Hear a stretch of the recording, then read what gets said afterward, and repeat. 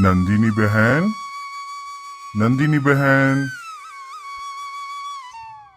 अरे जमींदार जी, आप आइए आइए।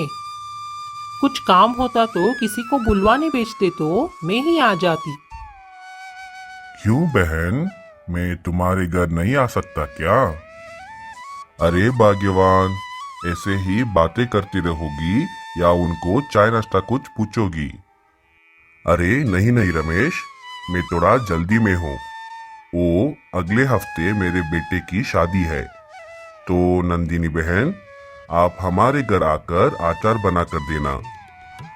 आसपास के सारे गांव वाले शादी में आएंगे, तो बहुत सारे अचार बनाने पड़ेंगे। बताओ, ऑर्डर मंजूर है ना? हाँ हाँ जमींदार जी, क्यों नहीं। मैं अचार बनाकर दे दूंगी। ठीक है, बहुत धन्यवाद। तो मैं चलता हूँ। इतना कहकर जमींदार वहां से चले जाते हैं। जी, अचारों की इतनी बड़ी ऑर्डर तो हमें आज तक नहीं मिली। इस ऑर्डर से हमें बहुत पैसे मिलेंगे। हाँ भाग्यवान, तुम्हारे हाथ के बने अचार इतने स्वादिष्ट है कि जमींदार जी खुद हमारे घर आकर ऑर्डर देकर गए हैं। अब देखना, मेरे अचार आसपास के सारे गांव वाले खाकर उन्हें भी अचार अच्छा लगा तो हमें और भी ऑर्डर मिल सकते हैं। यह सारी बातें नीलेश का नौकर चुपके से सुन रहा था और वो जाकर नीलेश और पूर्णिमा को यह सारी बातें बताता है। जी, कैसे भी करके हमें नंदिनी के अचार खराब करने पड़ेंगे। उसके खराब अचार खाकर आगे से उसे कोई भी ऑर्डर ना दे। हमें कुछ तो करना ही पड़ेगा। तुम चिंता मत करो भाग्यवान, मैं कुछ करता हूँ। अरे ओ बिल्लू, इधर सुनो। तुम कैसे भी करके उन अचारों में बहुत सारा नमक डाल देना। तब देखते हैं उन अचारों को वो कैसे जमींदार जी को देते हैं।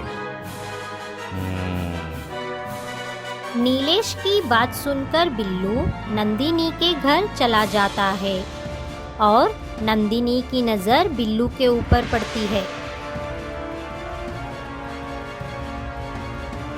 अरे, ये बिल्लू तो कब से हमारे घर के आसपास ही घूम रहा है। लगता है दाल में कुछ तो काला है। हो ना हो, ये मेरे ऑर्डर खराब करने ही आया है। अभी इसको मजा चखाती हूँ।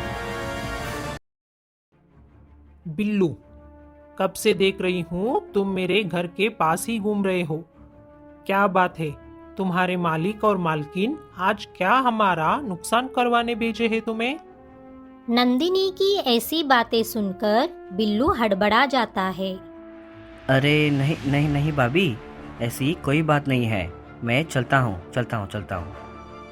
अरे रुक, देख मैं तुम्हें उनसे 5 गुना ज्यादा पैसे देती हूँ। बताओ, क्या करने आए थे? 5 गुना ज़्यादा पैसे? इनके अचार खराब करने के लिए मुझे तो सिर्फ 500 रुपये मिलने वाले थे, लेकिन इनको इसके बारे में बताने से मुझे 5 गुना मतलब मुझे 2500 रुपये मिलेंगे। अरे वाह, चलो सब कुछ अभी बता देता हूँ। भाभी, ओ मालिक और मालकिन दोनों आपके अचारों में बहुत सारा नमक मिलाकर उन्हें खराब करवाने चाहते थे, ताकि आपको आगे से कोई ऑर्डर ना मिले, और मुझे इसके बदले में 500 रुपये देने वाले थे। अच्छा, तो ये बात है। हमारी तरक्की तो उनसे देखी नहीं जा रही। भाभी, मैंने आपको सारा सच कह दिया ना। अब मुझे मेरे 2500 रुपये दो, मैं निकलता हूँ। कौन से पैसे बिल्लू? ये तुम क्या कह रहे हो? अरे भाभी, आपने ही तो अभी अभी कहा था ना कि मुझे 5 गुना पैसे दोगे। ऐसा कहकर आप मेरे साथ बहुत गलत कर रहे हो।